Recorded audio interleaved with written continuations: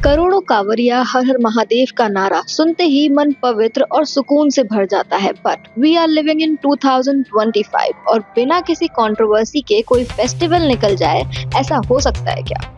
बात तो सही है। तो जैसे ही सावन शुरू हुआ वैसे ही शिव भक्तों ने मंदिरों में लाइन लगा ली और लिबरल्स और पॉलिटिकल लीडर्स ने बाबा के नाम पे लाइमलाइट लेना शुरू कर दिया।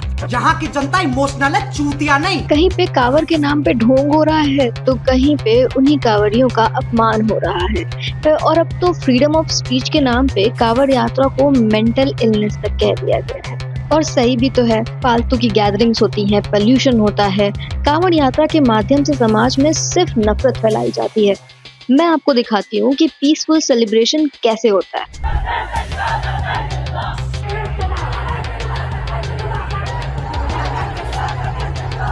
आने वाले 2-3 साल में ना आपको खबर मिलेगी मोदी जी मारे। वीडियो शुरू करने से पहले अगर आपने चैनल को सब्सक्राइब नहीं किया है तो अभी जाके करो।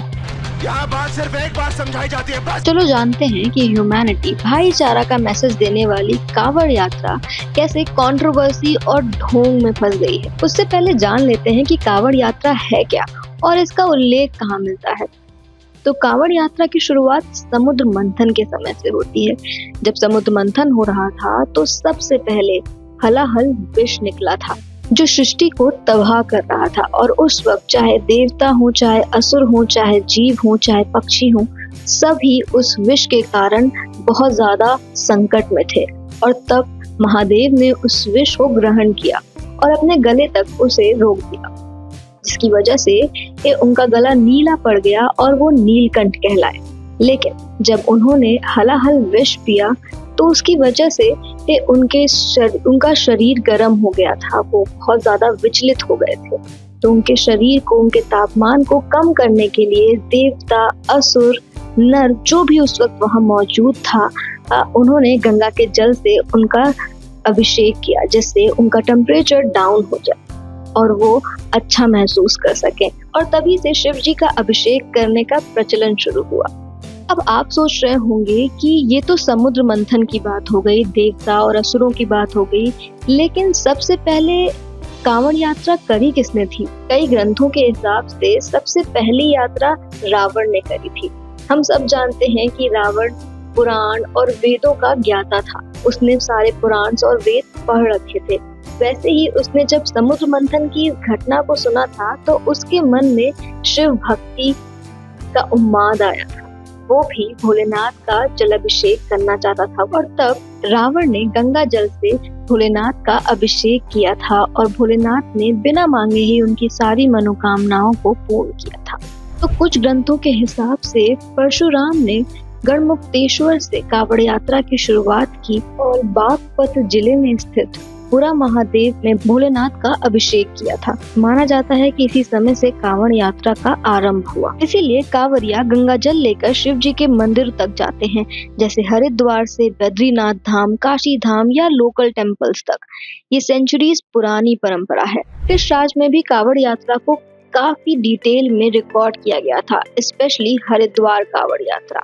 इंडियन ऑफिशियल रिकॉर्ड जो ब्रिटिश लाइब्रेरी में है बताते हैं कि ईस्ट इंडिया कंपनी और ब्रिटिश एडमिनिस्ट्रेशन ने हरिद्वार के रिलीजियस एक्टिविटीज पे डिटेल रिपोर्ट बनाई थी, स्पेशली इन 19th सेंचुरी। ये रिकॉर्ड्स एल सीरीज में हैं, जहां पे पिलग्रिम मूवमेंट्स और फेस्टिवल जैसे कुंभ मेला, कांवड़ यात्रा के बारे में लिखा गया है। Professor G.W. फॉरेस्ट एक ब्रिटिश आर्काइविस्ट थे। उन्होंने सबसे पहले इन 1880s में इन रिकॉर्ड्स को सिस्टमैटिकली ऑर्गेनाइज किया। उनका काम मॉडर्न इंडिया में हरिद्वार फेस्टिवल्स के फर्स्ट एक्सटेंसिव रिकॉर्ड्स के रूप में माना जाता है। ये दिखाता है कि कांवड़ यात्रा कितनी सिग्निफिकेंट है, लेकिन आज भी कुछ लोग इसकी शान को बदनाम करते हैं। 1980s में ये बहुत ही स्मॉल अफेयर होता था। सिर्फ शिव भक्त और साधु ही इसमें पार्टिसिपेट करते थे। लेकिन बाद में आफ्टर इंडिपेंडेंस इसमें काफी ट्रांसफॉर्मेशन आया और बड़े लेवल पे इसे करना शुरू कर दिया गया। कांवड़ यात्रा भक्ति, तपस्या और एकता का प्रतीक है। करोड़ों लोग एक साथ आते हैं, शिव भजन गाते हैं और जलाभिषेक करते हैं। यूपी, हरियाणा, राजस्थान में ये यात्रा एक बहुत ही बड़ा फेस्टिवल है जो हमारी संस्कृति की शक्ति को दिखाता है। कांवड़ यात्रा 4 तरह की होती है। पहला, सामान्य कांवड़। जिसमें कावड़िया अपने कंधे पर बैम्बू स्टिक में गंगा जल रख करके नॉर्मल पेस पे गंगा जल लेकर के जाता है और मंदिर में अभिषेक करता है। दूसरी डाक कावड़, ये थोड़ी सी चैलेंजिंग होती है क्योंकि इसमें कावड़िया को जॉग करते हुए या फिर बैकवर्ड दौड़ते हुए गंगा जल लेकर के जाना होता है और अभिषेक करना होता है, जो कि 2 से 3 दिन के अंदर होती है। तीसरी कड़ी कावड़, इसमें बेसिकली कावड़िया को अपने कंधे पर ही कावड़ को रखना होता है, चाहे वो सो रहे हो या फिर खा रहे हो। जब तक वो अभिषेक नहीं कर देते तब तक कावड़ को जमीन पर नहीं रख सकते। चौथा डंडी कावड़, इसमें साक्षात दंडवत करते हुए आपको हर एक स्टेप पे चलना होता है, जो कि बहुत ज्यादा डिफिकल्ट और चैलेंजिंग मानी जाती है। ये रिचुअल भी काफी डिसिप्लिन्ड होता है। कावड़ियास बेयर फुट चलते हैं, कभी 100 कभी 200 किलोमीटर तक। नॉन वेज या अल्कोहल से दूर रहना होता है। साथ ही एक संकल्प करना होता है कि हम जला अभिषेक करेंगे और तब तक कोई एक चीज नहीं करेंगे और पूरी भक्ति में डूबना होता है। हर कदम पर हर हर महादेव का नारा लगाना होता है, जो हमारे दिल को शिव भक्ति से भर देता है। ये तपस्या हमारी संस्कृति का एक अनमोल हिस्सा है। 2024 में हरिद्वार में टोटल 4 करोड़ लोग कांवड़ यात्रा लेकर के गए थे। इतनी श्रद्धा है हमारे समाज में इस यात्रा को लेकर के। लेकिन फॉर सम रीजंस कुछ लोग इस यात्रा से चिढ़ते हैं और बहुत सारे तंज कसते हैं, और कुछ लोग सोशल मीडिया पे एंटी हिंदू नैरेटिव सेट करते हैं। जैसे अभी रिसेंट में एक वीडियो वायरल हुआ है गवर्नमेंट टीचर का, राजेश गैंगवार, जो एक कविता गाते हैं जिसमें वो एजुकेशन और ह्यूमैनिटी का मैसेज दे रहे हैं और कह रहे हैं कावड़ लेके मत जाना, ज्ञान के दीप जलाना। प्रॉब्लम ये है कि जब भी कावड़ यात्रा या फिर किसी भी हिंदू फेस्टिवल की बात होती है तो या तो हमें एजुकेशन का हवाला दिया जाता है या तो हॉस्पिटल बनाने की बात। लेकिन कोई भी पोयम कभी भी हज, बकरीद या मुहर्रम पर नहीं की जाती, क्योंकि सर भी ये जानते हैं कि अगर उनके ऊपर कुछ भी उल्टा सीधा लिख दिया तो सर का सर ही नहीं रहेगा। भविका कपूर नाम की एक मैडम है जो अपने आप को लिबरल एथिस्ट मानती हैं। ये मैडम कावड़ यात्रा को मेंटल इलनेस बताती हैं। फैक्ट चेक जुबैर जी ने भी अभी अपने ट्वीट में बताया कि भाई कावड़ अलाउड है लेकिन नमाज अलाउड नहीं है। लेकिन फैक्ट चेकर भाई साहब से हमें ये तो पूछना चाहिए ना कि रोड पे नमाज पढ़ने की जरूरत ही क्या है।